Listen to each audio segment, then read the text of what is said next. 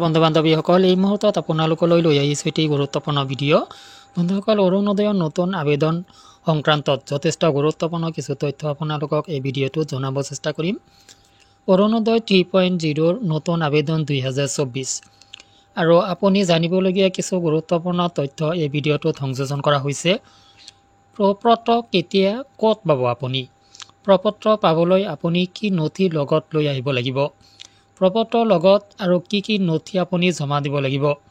লগতে আপোনাক জনাম যে আপোনাৰ বেংক একাউণ্ট এক্টিভ আৰু DBT এনেবল বুলিলে কি বুজি পায় আৰু এই প্ৰক্ৰিয়া আপুনি কেনেকৈ কৰিব লাগিব। তো অৰুণোদয়ৰ বাবে এই সম্পূৰ্ণ প্ৰক্ৰিয়া আপুনি সমাপন কৰিব লাগিব। এই প্ৰক্ৰিয়াৰ কোনো এটি প্ৰক্ৰিয়াৰ পৰা যদি আপুনি বাদ পৰিছে, কোনো এটা প্ৰক্ৰিয়া যদি আপুনি কৰিব পৰা নাই, তেতিয়াহ'লে কিন্তু প্ৰপাৰলি আপুনি অৰুণোদয় আঁচনিত ইনক্লুড নহ'ব। যাৰ কাৰণে ভিডিঅ'টো অত্যন্ত ইম্পৰ্টেণ্ট হ'ব নতুন যিসকলে অৰুণোদয় আঁচনিৰ বাবে আবেদন কৰিব। তো প্ৰথমতে আহক আমি সময় নষ্ট নকৰি টু দ্য পইণ্টত তথ্যখিনি জানিবলৈ যত্ন কৰিম যে প্ৰপত্ৰ কেতিয়া আৰু ক'ত পাব।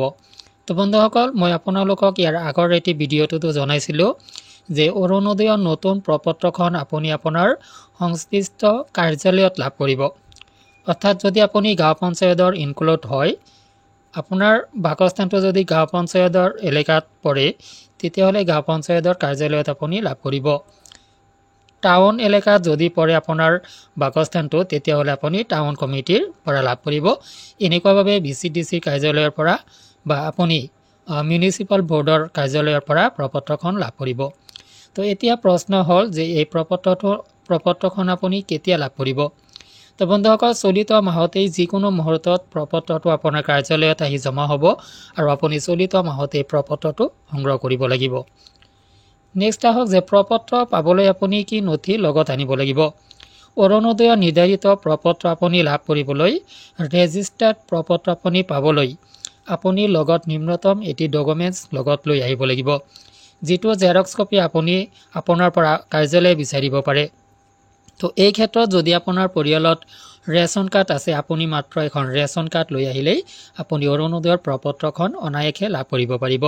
তো যাৰ কাৰণে আপুনি প্ৰপত্ৰ সংগ্ৰহ কৰিবলৈ কাৰ্যালয়লৈ আহোঁতে আপোনাৰ লগত ৰেচন কাৰ্ডটো লৈ আহিব। তৃতীয়তে, প্ৰপত্ৰৰ লগত আপুনি কি নথি পত্ৰ দিব লাগিব। তো আপুনি প্ৰপত্ৰটো সংগ্ৰহ কৰাৰ পিছত এইখন ফিল আপ কৰিব লাগিব আৰু ফিল আপ কৰাৰ পিছত ইয়াতে কিছু ডকুমেণ্টছ আপুনি দাখিল কৰিব লাগিব, কিছুমান ডকুমেণ্টছ আপুনি ইয়াতে সংযোজন কৰিব লাগিব।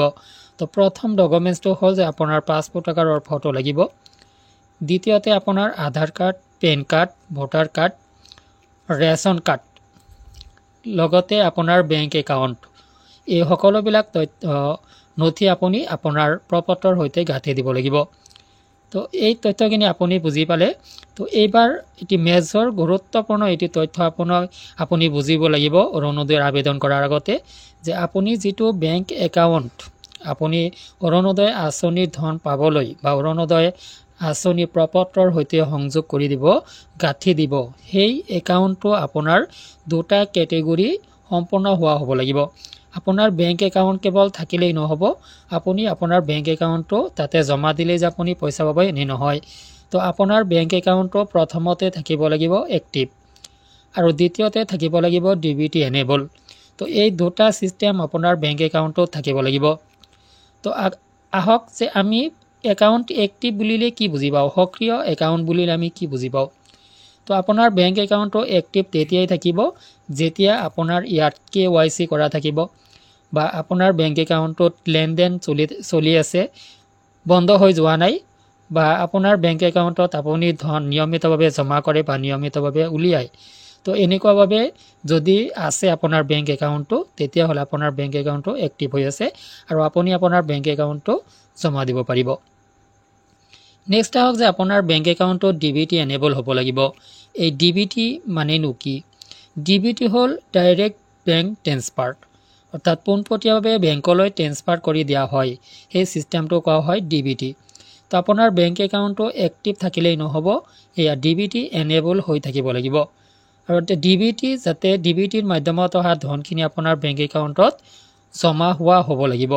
তো যদি আপোনাৰ বেংক একাউণ্টটো এক্টিভ আৰু DBT এনেবল হৈ থকা নাই, তেতিয়াহ'লে আপুনি এই প্ৰক্ৰিয়া দুটা সমাপন কৰাৰ পিছত অৰুণোদয় আঁচনিৰ বাকী নথিৰ সৈতে আপোনাৰ বেংক একাউণ্টটো গাঁঠি দিব। অন্যথাই আপোনাৰ বেংক একাউণ্টটোত DBT এনেবল নোহোৱাৰ বাবে আপুনি ধনখিনি লাভ নকৰিব। আপোনাৰ বেংক একাউণ্টটো এক্টিভ থকাৰ বাবে আপোনাৰ বেংক একাউণ্টত ধনখিনি আপুনি লাভ নকৰিব। তো বন্ধুসকল, আশা কৰিছোঁ সম্পূৰ্ণ তথ্য আপোনালোকে বুজি পাইছে। কিবা বুজিব লগা থাকিলে কমেণ্ট কৰি জনাওক। আজিলৈ এৰিছোঁ, ধন্যবাদ।